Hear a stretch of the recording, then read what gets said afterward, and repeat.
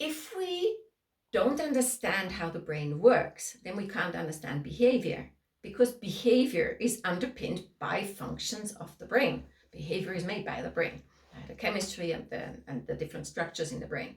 So we want to understand that, and underneath that we also want to understand a little bit of basic biology, like how does a cell work, how do the nerve cells communicate with each other, and how that process is affected by drugs, and how it changes and where it goes wrong.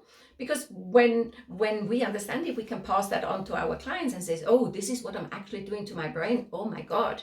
I often have that reaction. And when you can take that on as a client, and I say, oh my God, now I realize what I've actually been doing. I thought I was just having a bit of fun. Okay.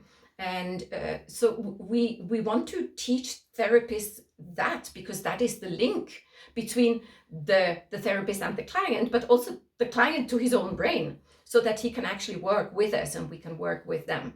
And that creates a bond, an understanding. It creates respect. It creates hope, as I said earlier.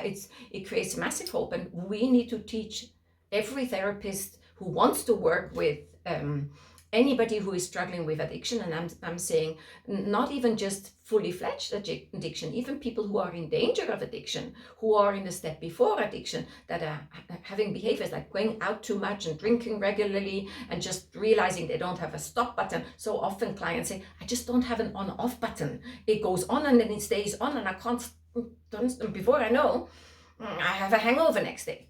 And those are steps into addiction. So when people understand that, then we can help them overcome and put.